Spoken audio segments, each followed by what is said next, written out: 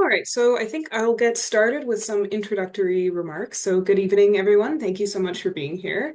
My name is Holly, and I'm the programs coordinator at the Osgoode Township Museum. In addition to our speaker tonight, I'll also be joined by our executive director, James, and our collections officer, Sarah, who will be assisting in tonight's presentation. So, the Osgoode Township Museum acknowledges that our museum, located in Vernon, Ontario, just south of Ottawa, is on the traditional unceded ancestral land of the Algonquin and Anishinaabe people. Algonquin and Anishinaabe are the original inhabitants of this territory along the Ottawa, Rideau, and Castor rivers, and have lived on this land since time immemorial. We are grateful to be gathering here to share stories as generations before us also have. If you've never been to the museum before, the Osgoode Township Museum tells the story of Ottawa's agricultural and rural heritage in the former Osgoode Township. We're open all year, and we have some exciting spring programming that's just starting. We had a crazy busy March break, so super pleased about that. We've got two events coming up in April. As always, our second Saturday program is a free, family-friendly drop-in where we will be working on a very fun spring-themed craft. And then at the end of the month, I'm very excited to announce that we'll have a historical hand skills workshop at the museum on April 26th. And I'll be showing you a little DIY project, a very small beginner-friendly leather pouch. The main skills that we'll be looking at are teaching leather dyeing and the assembly with the saddle stitch. But the part I'm most excited about is actually being able to get up close and personal with some of our leather and leather-related artifacts and taking inspiration from that sort of local history connection to be able to put towards the project. So registration will soon be on our website, and spaces will be limited, so make sure to register early and keep up to date with that. It's not up yet, but it will be soon. And as we get into the presentation, I'll be moderating the chat, so if you have any questions, don't hesitate to type them in the chat and I'll relay them during the Q&A. And last but definitely not least, I want to introduce our wonderful speaker tonight. Maxime Choinard has been teaching and studying the history of Bataireacht for more than 15 years. He's a martial arts historian, and he's had the chance to learn Irish stick in 2007 from the last known person to practice it in Ireland. He now heads one of the two remaining traditional styles of Irish stick named Antrim Bata. Since then, he has taught many seminars in over 7 countries and has written extensively on the subject. On top of his martial arts teaching and research, Maxime has also studied archaeology at Laval University and holds a Master of Cultural Heritage from Deakin University in Melbourne. He worked as a curator for the Morin Centre and the Museum of Healthcare and now works as supervisor of the historical and archaeological collections at Parks Canada in Ottawa. So if you're interested in potentially taking classes after tonight's presentation, he teaches at the Bronson Centre on Tuesdays from 7 to 9 p.m. with the Ottawa Bata and Historical Fencing faction. If you'd like more information, you can visit www.bahff.ca. So now I will pass the virtual mic to Maxime to tell us more. Thank you so much, Holly. So thanks for having me tonight, and thank you everybody who's signed up tonight to hear about this very little known martial art, little piece of cultural history, cultural heritage from Ireland that hopefully will get a little bit more recognition in the future. So I'm just gonna share my presentation right here. Just this one up. So, right. So we're just gonna be talking as Holly was saying about my experience, my research about Bataireacht. So this is Bataireacht is one of the way to call this martial art. This it's a bit of a challenging word, even for me, if you're not too familiar with Irish, the Irish language. A lot of people simply call it Bata, and a lot of people call it Irish stick fighting. So there's many different ways to call this, but this is the one of the most popular one. So as Holly was mentioning, I learned this in 2007 while I was spending a summer in Ireland with my brother-in-law. We decided to go there, spend some time, and I was already had quite a passion already for martial arts and history. And so every time I went on a trip, I was trying to get some training and hopefully get something a little bit local. And I had heard about this thing, Irish stick fighting online, and from contacts and people I talked to, and in my mind I thought that there were many schools teaching this, but I when we got to Ireland, I realized it wasn't quite the case. Thankfully, through some of my contacts before my travel, I managed to meet a man that would teach us. Mr. Ramsey was living in County Antrim at the time, but we had a chance to meet him and train with him in Cork. I was visiting family down there, and it was not with the aim necessarily of teaching this that we learned it, but after our experience and gave us permission to teach, and we understood that he was at the time at least probably the only person left to teach and practice this martial art in Ireland. We thought that we should be doing something about this because he was not really interested in teaching himself. And so over the years, I continued doing this, and now there's schools in about 7 different countries, including now Ireland. We have a now club in Dublin, and there's another style too that's practiced in Ireland, which I'll present a little bit later on. So now, what's the weapon that we use for Bataireacht? So, of course, some of you may be familiar with the shillelagh. That's become a little bit of a cliche in Irish folklore. You'll see some of them sometimes on St. Patrick's Day parades. Of course, it's often pictured with leprechauns and lots of Irish cartoons, and those have a very, very long and very infamous history in Ireland, unfortunately. But the shillelagh itself is a lot more than the cliche that it is today, and it's got a very, very long, very rich history. That's a little bit misunderstood by most people. So a shillelagh is a weapon for which we couldn't really trace a definitive origin. Weapons such as these were used since prehistoric times. There were finds actually in Europe where people have unearthed sticks that were, for all intent and purpose, identical to a shillelagh in Neanderthal archaeological sites. So it shows how long of a history this type of weapon has.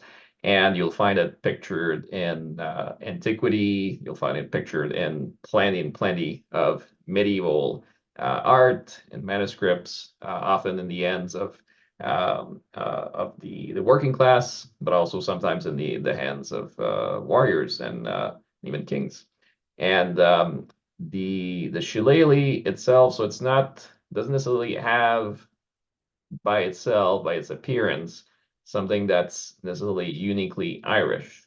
But what made it such an Irish symbol was its use in what people came to call faction fights. So faction fights were battles, mass battles that we don't exactly know when they would have started. They come to be really a subject of documentation by the 18th century, and by the 19th century, there's especially by the early 19th century, there's a rise in the practice of faction fighting, and the favorite weapon during those fights is the shillelagh.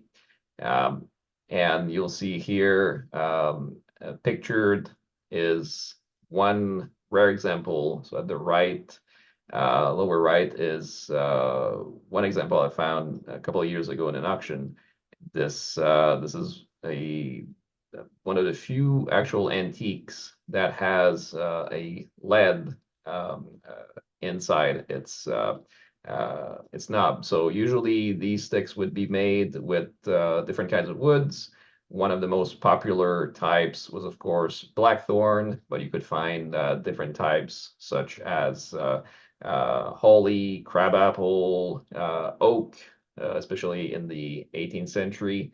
And this one, we're not really sure what wood it would be made of, but we can see in detailed picture that it has a little bit of lead put in the knob, which was done to make it a little bit more potent as a weapon. Um, Now, calling this shillelagh, because this is the word that most people will be familiar with, but through my research, and this is just an excerpt, but this is a little database I've been putting up of all the names used in Ireland to refer to the fighting sticks that people were using. And so you'll find, of course, shillelagh, but you'll find also things like alpin, you'll find kipin, you'll find smoctin, wattle, cracker, batadroin. So there's going to be many, many different names depending on the region, the time, and also sometimes the type of stick somewhat.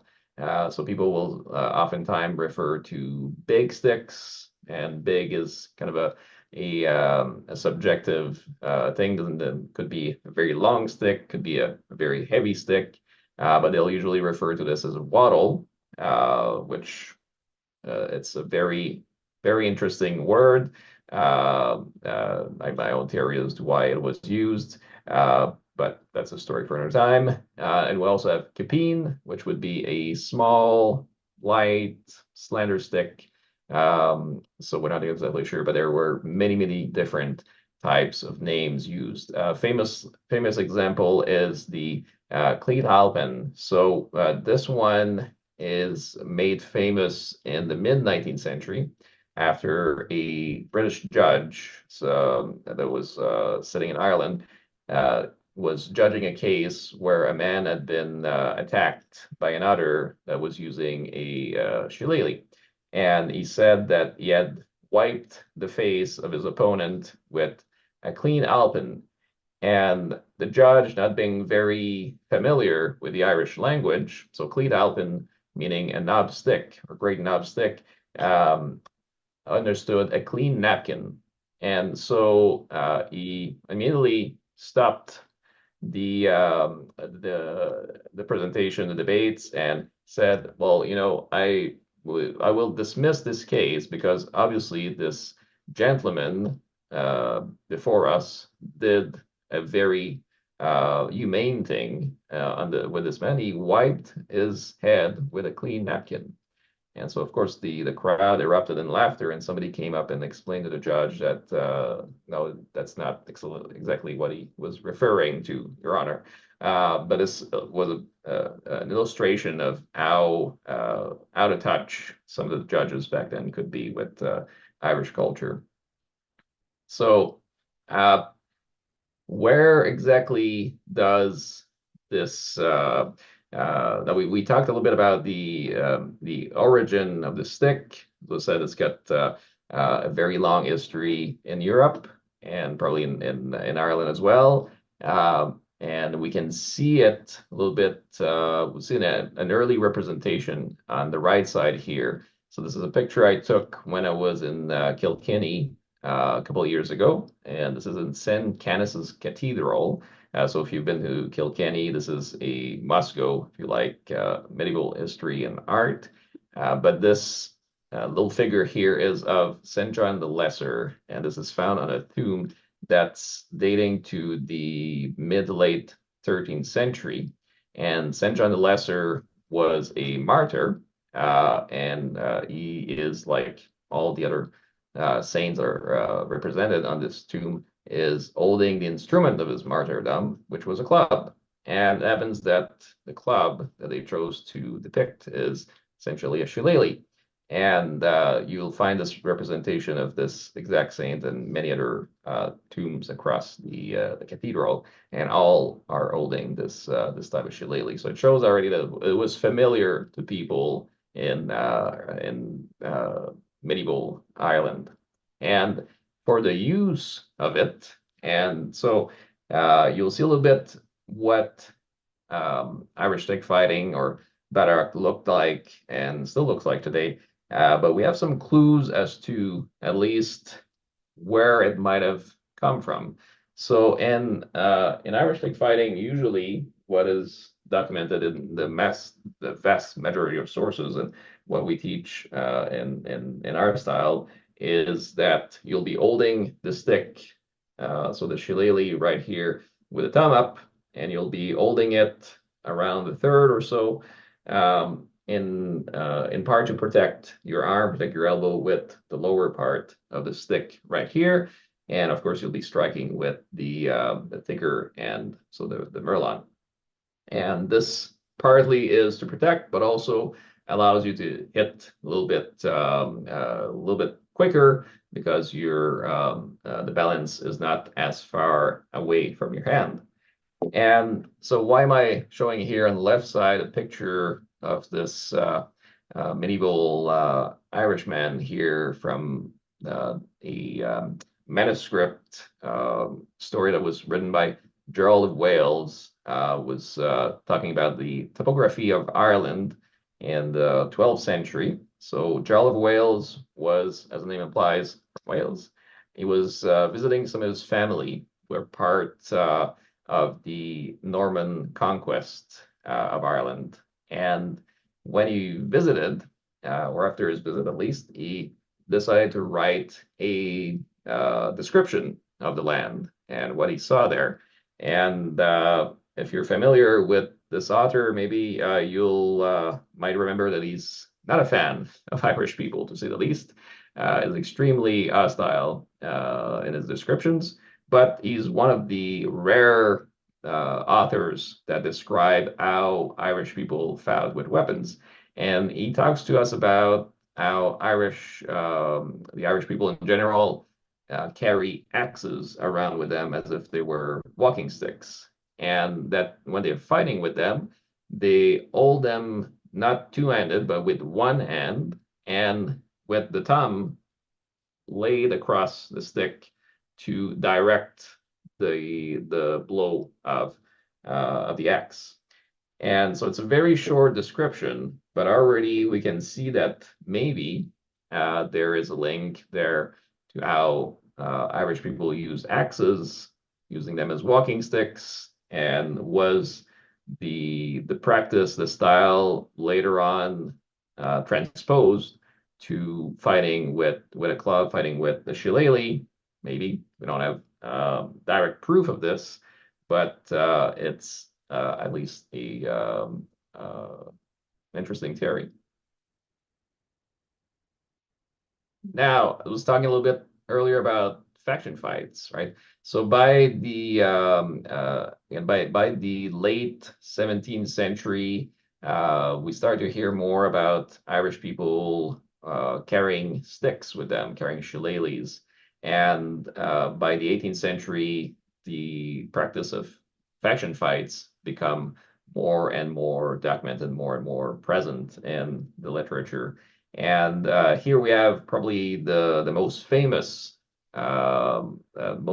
ground for faction fights, at least in the 19th century, which was Donnybrook Fair. And you might have heard the expression today, throwing a Donnybrook, or probably Donnybrook being a synonym for a rumble or a fight. So it's quite funny, quite ironic today, because back then this was considered a bit of a rough area, at least when the fair was going. Now I've been to visit a little bit. This is just very close, just south of Dublin, and it's now a very posh, very affluent part of town. But back then, faction fights could be done for many different things. And the reason it happens here at this fair and at many, many other fairs in the country is because it was not necessarily done for hostile reasons. So you wouldn't necessarily throw a faction fight, although a lot of times it was, but you wouldn't necessarily throw one because you were at war with the other faction, the other groups. You could do this simply because it was seen as fun. And people had a very different idea what fun was back then. And they would carry, of course, shillelaghs with them. And sometimes people would simply step into the middle of the fair or middle of town and carry behind them their coat.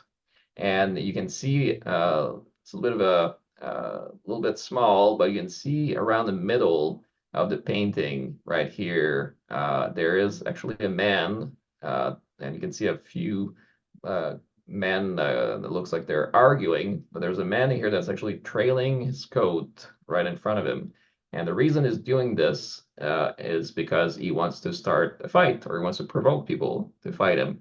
And so if you stepped on his coat and answered his provocation, which could be many different things, such as who dares to say that there's something crookeder than a ram's horns, or who dares to say that the black of my eye is white, or different sayings like this. And if somebody stepped on the coat and answered, your head's going to be crooked at a ram's horn when I'm done with you, or any other poetic interjection, they would at once begin the fight. And so lots of people could join in, depending on their interests and their loyalties. Sorry, forgetting my English tonight.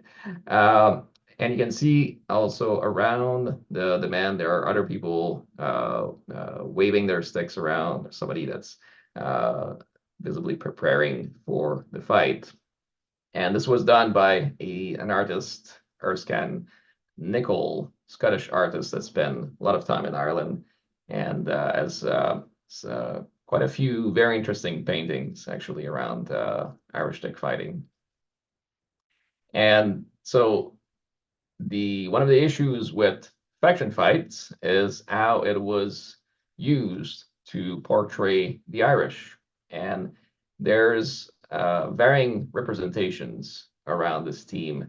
And you can see different artists here. There's two, again, from Erskine Nicol.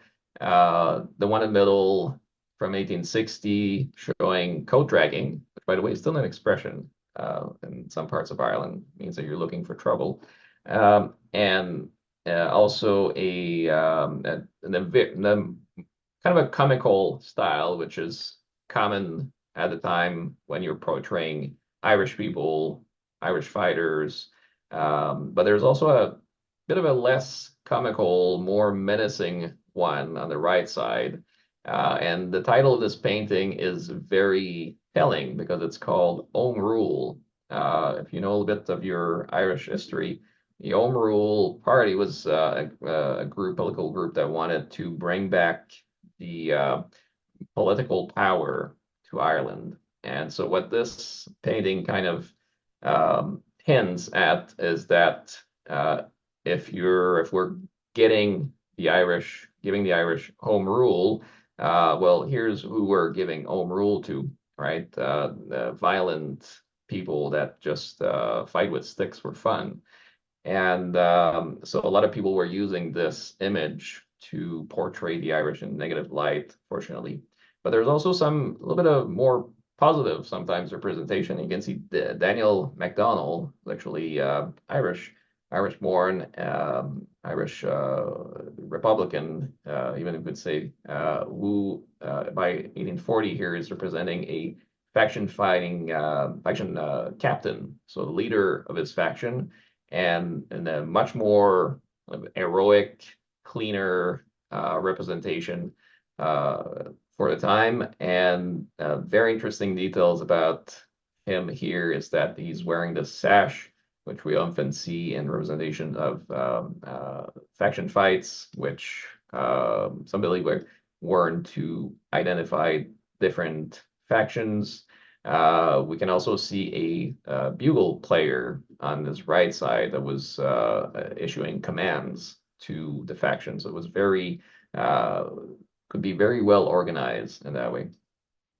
Uh, Another one of my projects for this research has been trying to map different um, different instance of faction fights in Ireland, but also outside of Ireland. And you can see on the left side, this is just a few of the faction fights I could see documented in newspapers and court records. So the blue ones are from the 19th century, red ones 18th century, and black ones 20th century.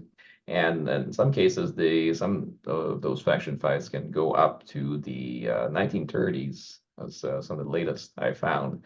And of course, the 18th century ones are a bit rarer. People didn't quite document things as much back then.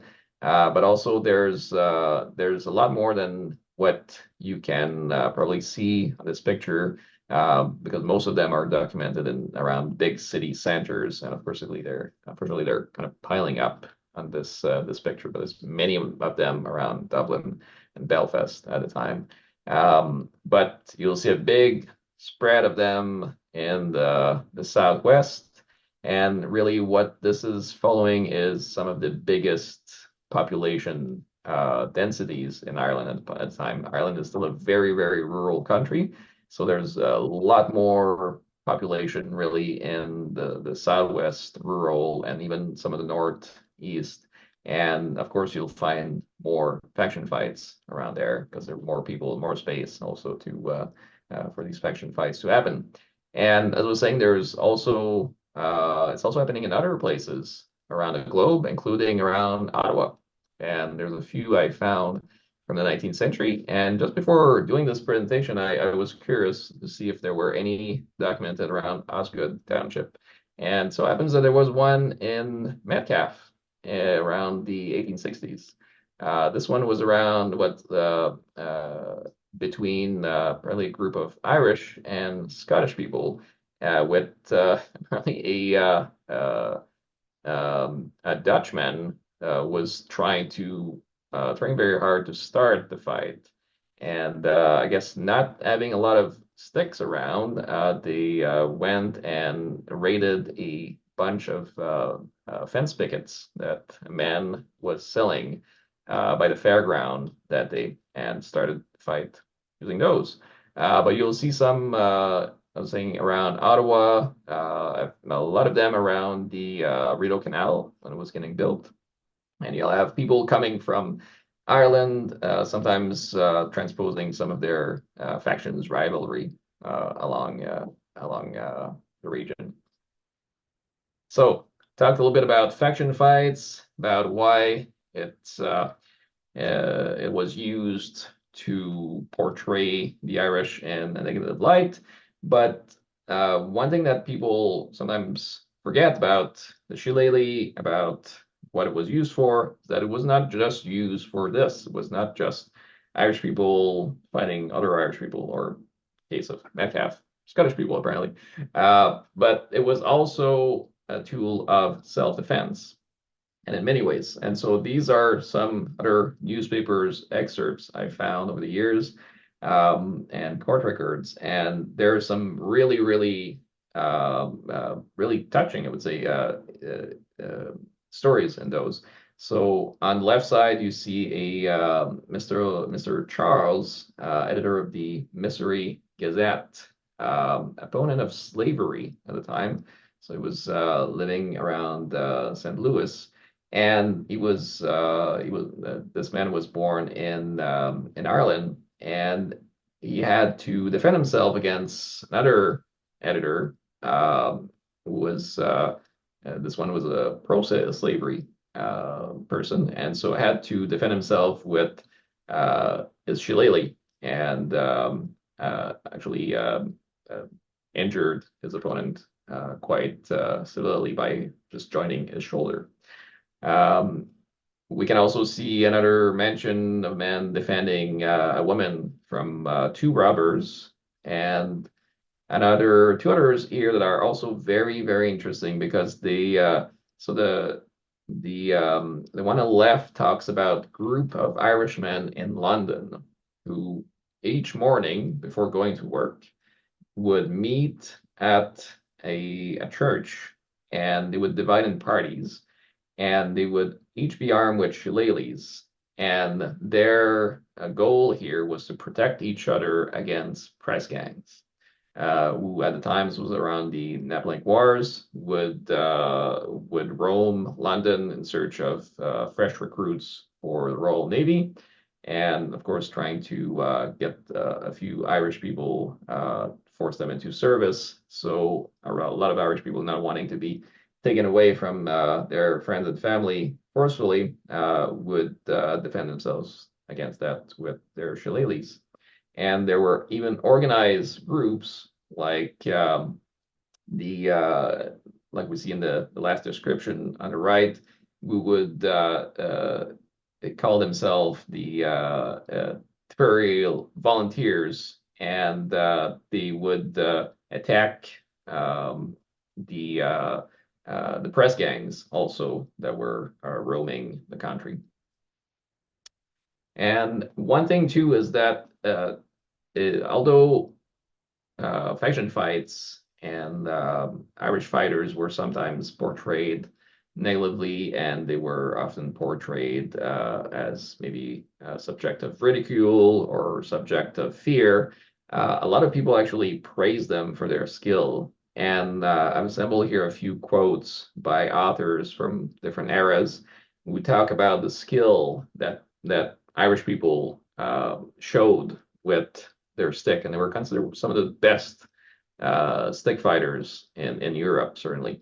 So you see here in the San Francisco Call from 1905, fortunately, anonymous author telling us, it is, however, to the Emerald Isle that one must look to get instruction in the ways in which the cane can be most successfully brought into use as a weapon of self-defense.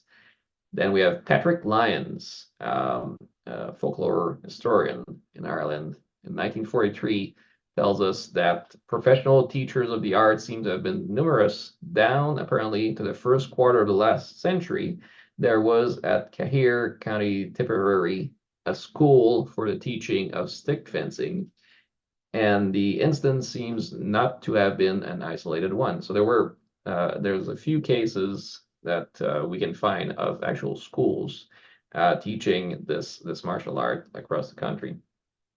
Then we have Archibald MacGregor, fencing master, writing in 1791. I'm told that a number of the Irish are very good at fighting with two sticks, which is a short one in their left hand to guard with, and a long one in their right, which they manage with amazing dexterity. And lastly, another anonymous author, but tell the autobiography of an Irish traveler from 1835. At it, we went accordingly, and in truth, I never saw a cudgel played in such style before. He kept on the defensive and parried all my cuts for 15 minutes without having his guard broken upon. I am convinced no swordsman could have resisted my antagonist. His cudgel moved like lightning. Here we have a sketch from Charles Mackenzie, 1805, who is showing us men training stick fighting outside an inn in Ireland. And what's really interesting here too is that so we can see people in the back that are exchanging, maybe drilling some techniques, and two people at the front were shaking hands. So maybe training, maybe about to spar a little bit with their sticks. We don't know quite for sure, but it's again a very different image from the one we usually see of kind of savage people whacking each other in the head. But this shows a much more organized, much more consensual practice going on there. and a little bit of details from this painting. Of course, the shaking of the hands, but also the man in the back here holding their hands behind their back.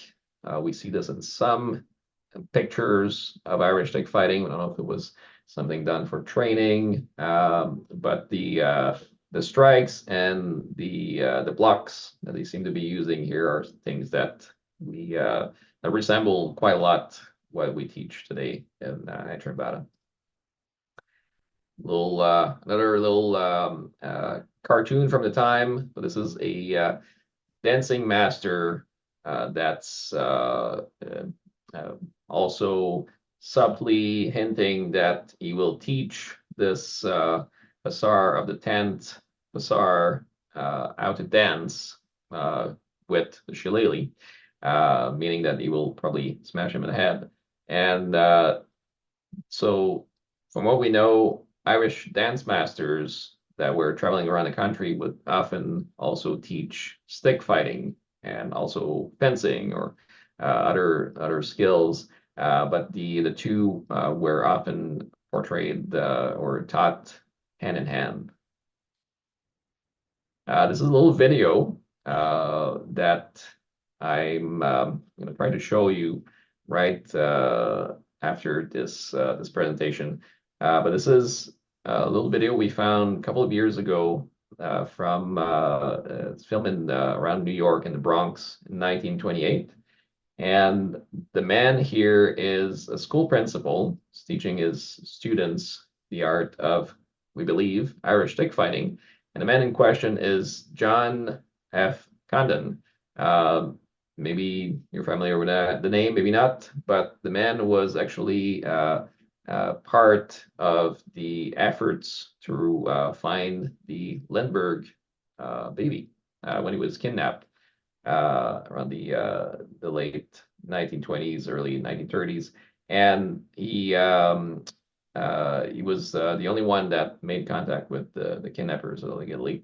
But he was the son of an Irish immigrant, came to the States in the 1840s, and we believe probably learned this art from him. And the video was very, very interesting to see.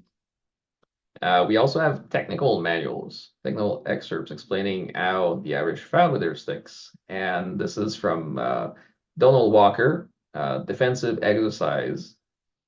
This is a book wrote in 1840 where it presents wrestling, boxing, fencing, and also a little part about the shillelagh, so how the Irish use their weapon to fight.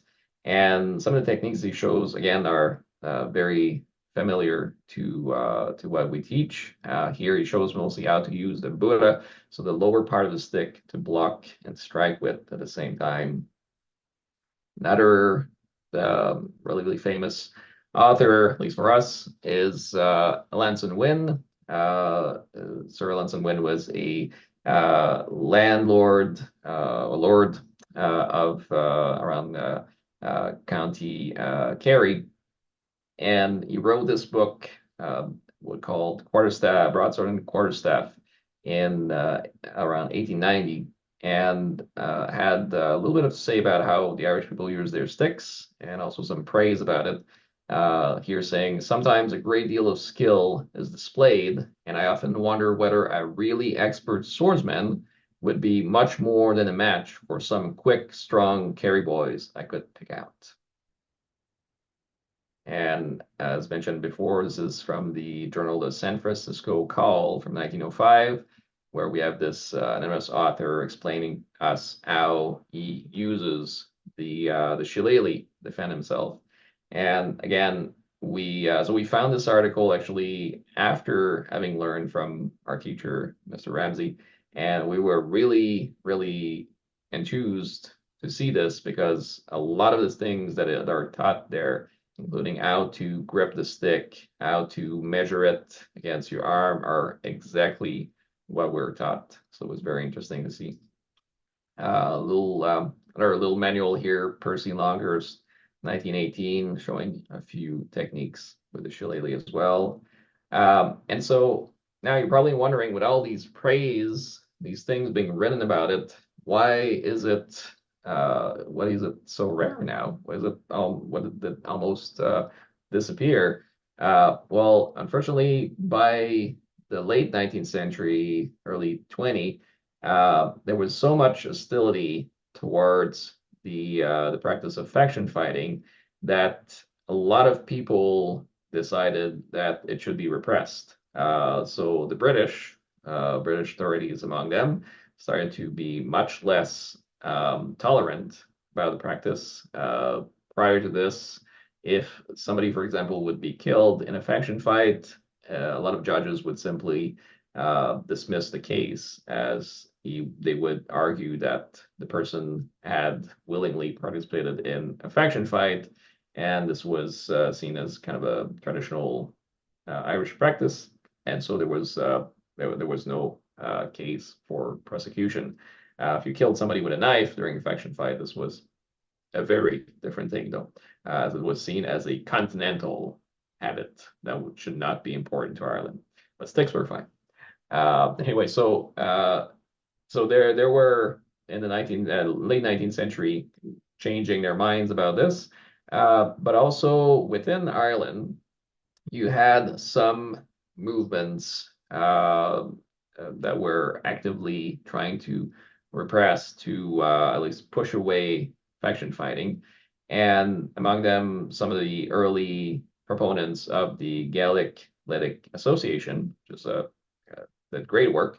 But also one of their main goals, and you see on the left side here, Michael Cusack was one of the founders of the GA. One of the main about goals was to propose organized sports as a way for young Irishmen to be kept away from the practice of faction fighting. And the art of Bata is never really mentioned by them specifically, but we understand that because it was itself seen so intertwined with faction fighting that nobody ever really uh, thought that this should be saved, this should be turned into a sport of some kind. And even other fighting martial arts in Ireland, like collar and elbow wrestling, which you see on the right side, which was another martial art with a very long history, still practiced in the United States and in Ireland until the 1920s. I think 1928 is when the last school closed down in Dublin. Unfortunately, also disappeared. And there were some efforts from people to push the GA to accept collar and elbow as a sport, and it never really took off. There was never any real support, and unfortunately, it disappeared. But people today are trying to reconstruct it. So we actually have people trying to restart the sport and the martial art. I was saying there's some traditional styles of Irish stick fighting. There's the one I was just talking to you about that I teach, I practice, and that I had right now is Antrim Bata. Of course, its name implies from County Antrim, was preserved by the Ramsay family, in at least in the recent past. And it's very similar to most historical depictions that I found. This is pictures, photos here from my teacher, Mr. Ramsay, while we're training with him in Cork. And there's another known style, which is the Rinsen Bata Whiskey Bata, which is really from County Kerry, was preserved by the Doyle family, which immigrated to Newfoundland in the early 19th century, and which is now taught across many countries, including Ireland as well. And this one is a little bit different from ours, focuses a lot on close range fighting and has some similar concepts, similar mechanics, but also some different techniques to deal with this approach. Was also presented to some with some styles in the past, which unfortunately disappeared. The O'Gallagher family. So if you some of you are familiar with the history of the Irish in Quebec, the lady on the right here is Mariana O'Gallagher. Was a very big, very important Irish historian for the diaspora in Quebec. And I had the pleasure to meet her actually about 10 years or so ago. And she was coming to observe a class I was giving. And just before the class, she told me that her father, which was pictured at the middle, had learned from his own father, was pictured on the left, how to use a shillelagh. And she said she didn't learn much, unfortunately, but she took my stick and she started to say, well, my father taught me this trick that you would move the stick around your head like this, and she grabbed it exactly the way we do, and said that you do this so that your opponent won't know where the strike is coming from. And this is what we call milling in interim battle. So I was amazed to see somebody who has never seen anything I do, never seen any Irish stick fighting apart from what her dad had shown her, but show me something very, very similar to what I had learned. And unfortunately, again, this is a style that disappeared in part because people didn't necessarily know the value of what they had. Never really considered this a cultural heritage or a martial art even, and a lot of people lost interest and prefer to practice other sports, other martial arts that were better known, and but thankfully some people did preserve their knowledge and their tradition, and the practice is still small. I'd say we're still a kind of a niche, a very niche martial art. But this is some of the classes I've given. So we have say a group now in Dublin led by Nathan Featherstone. This is at the upper left, a class I gave in Dijon, France in 2019.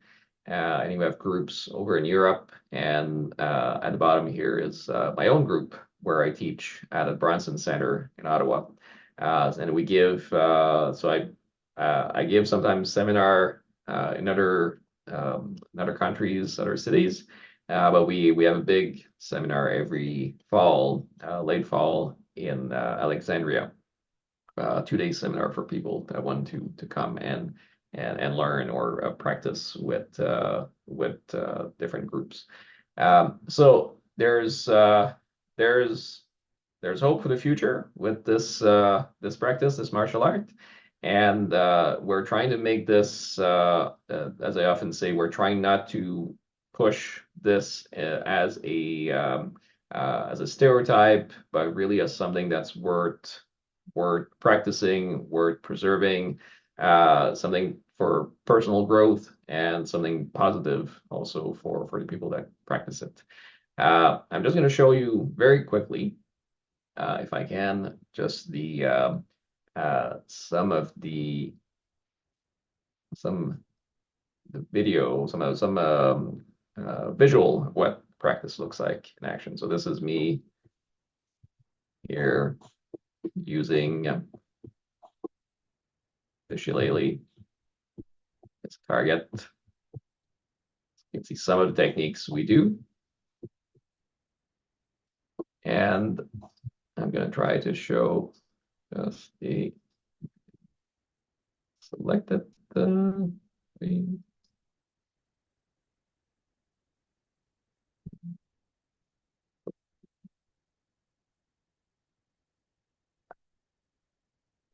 and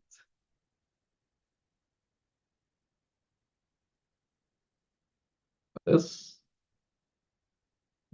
There it is. Okay. So this is from John Condon, was saying from 1928, showcasing Irish stick fighting to his students. So I don't know if you can hear it.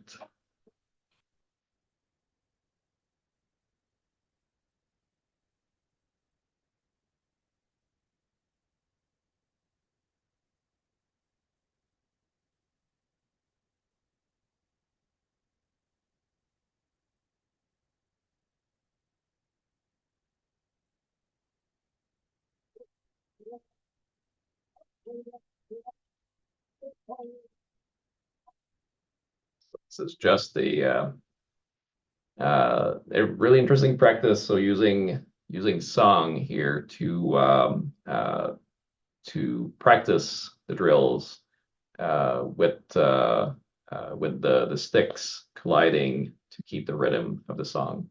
So I've never heard of this practice before. I don't know. He's using obviously an American song here. I don't know if this was something that was used in the past to teach Irish stick, to teach Bataireacht to students, if it was something that he came up with himself. But it's nevertheless, it was a very interesting piece of history. It's not, if you want to look for it, it's not the most skillful display of it. I think Mr. Conan was already a little bit past his prime in 1928, and I'm not sure he had really practiced this in a long while, and it shows a little bit, fortunately, but it's still recognizable, I think, as Irish stick fighting. And it's nice to see one of the first depictions on film of this art. So I hope you liked my little presentation tonight. Went past our time a little bit here, but thank you for listening. And I don't know if anybody has any questions. But I'll be delighted to answer them. Thank you so much. Yeah, we actually have a number of questions in the chat. So the first one, and also I should have mentioned this at the beginning, but the kind of connection with our museum is we have a tourist shillelagh in the collection. So that was kind of a little fun connection there. And of course, there were a lot of Irish immigrants in the Osgoode Township area. So thank you so much for coming tonight. And I will get to the questions. So first one, would women have done stick fighting? That's a very good question. Yes. So we actually do know of some women that practice Irish stick fighting and use it even in faction fights. Um, there's they're a little bit rare, and from what we know, they were most of them were from travelers group, sometimes called tinkers, Irish gypsies. Don't call them like that. But the traveler communities apparently were a lot more accepting of women fighting with shillelaghs in faction fights. But in most faction fights, women still had a very particular place, very particular role to play. They would fight, but they would usually be on the outskirts of the fight, and they would gather rocks, which was also a very important tool during these faction fights, as to be used as projectiles. And if they saw that one of their loved ones was in trouble, what they would usually do is they would put some of those rocks inside an apron, and they would charge in and use it as a flail to attack the person that was threatening their husband or their parents. And it was taboo to hit a woman with a stick. You were allowed to try and block the strikes, but hitting her with your stick was not well seen, unless you had a stick yourself, I guess, which then was fair play. But there were different taboos like this in faction fights, believe it or not. So next question is, how would I start to learn? Well, you can, if you live nearby Ottawa, you can come to one of our classes. So we teach at the Bronson Center every Tuesday, 7 to 9. And yeah, just contact us if you're interested. We welcome students all year long. If you don't live around Ottawa, there's the few other groups also practicing around Ontario and also in different areas of the world. So you can check out our website, antrimbata.com, and you have a list of all the different groups and schools practicing. This is just my own addition to the question. If there were somebody who's interested in taking a class, what kind of things would they have to bring for the first time around? Like any protective gear or So if you're showing for the first time, just sport, comfortable clothing, indoor shoes is all we ask, and we'll lend you the rest. We have sticks, and and we have some loaner gear sometimes for people, but as you progress, we'll help you in acquiring your own. Yeah. next question. Could this be a new Olympic sport? Oh, well, I don't know. Maybe one day. So one of the things actually that my teacher had me promise when we learned this, when he proposed us to teach us, is he said there's two conditions. He said don't make money out of teaching this and don't turn it into a sport. So personally, for myself, I wanna stay true to my promise. I couldn't do this. Not that I think I could, but I think it could be turned into a sport by someone that would fit at the Olympics. Would it interest the Olympic Committee? I don't know, but yeah, interesting question. Next question.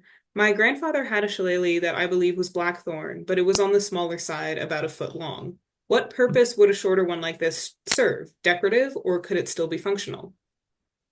Yeah, that's a good question. So yeah, you mentioned too that you have one at a museum. So yeah, it's a very interesting question and one that I've pondered for quite some time. And my conclusion around this is that when you see those much shorter shillelaghs, is that they're mostly from the 20th century, maybe a little bit earlier, but most of them will be souvenirs that are brought back from Ireland or maybe even sold abroad. Uh, so I've actually found a few people writing in the 1910s, 1920s, later on even about those smaller shillelaghs, and they say that they've recently appeared mostly because of the influx of tourists in Ireland, and especially when air travel started to take off, because people couldn't necessarily put something like this in their luggage, so they wanted something a little bit more portable. And so I guess shillelagh makers started to make smaller sticks. Because what I've seen in other documentation, court records and so forth, when they describe sticks, it's always mostly sticks of walking stick length or even longer. The only rare mentions I've seen of smaller sticks are when people are trying to hide it under their clothing, usually to ambush somebody else. But when you can carry it out in the open, it's usually a much longer stick, which makes sense because it gives you more reach, more protection. And one last question here. Are there different techniques for fighting against someone with a weapon other than a stick? Can a stick fighter take on someone with a sword? That's a good question. Yeah. Well, actually, my teacher had some techniques that he taught us around those themes, and he a lot of that against somebody that was actually unarmed, somebody who wanted to attack you with their fists and feet, but also against somebody that had a knife on them. Basically, in those cases, you try to maintain distance, and there's different stances that you can use to do that efficiently. Against a sword, it's a very good question. I believe there are actually some techniques in our style that are meant to defend against a sword.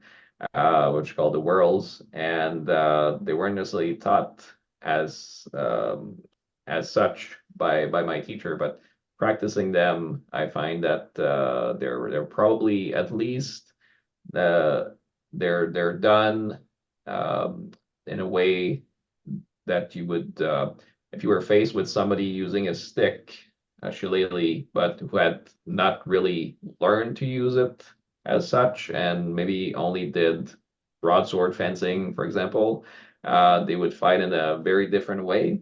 And I think those techniques are probably meant to defeat somebody who's fighting in that style. And we just But if have you a want to learn few, it, you'll have to come to class. yeah, just have a few comments here. Thank you so much. Very interesting topic and very interesting presentation. Thank you. Thank you. My pleasure. Right. And another thank you. Great. Thank you for all of this. Yeah, that was really wonderful. I learned a lot. I'm super keen to, I don't know, I'd love to take a class now. I'm inspired. Great. Please do. Yeah. All right. Well, if there's no more questions, I think we're at time. So thank you again, Maxime, for joining us tonight and for sharing all your knowledge and your research with us. It's great to kind of illuminate a little bit more about Irish heritage that might, is not really super well known. Well, thank you. Thank you for having me again. Thank you everyone for attending. And yeah, if anybody is interested in learning more, please give us a shout. All right. Thank you, everyone. Have a good night. Thank you.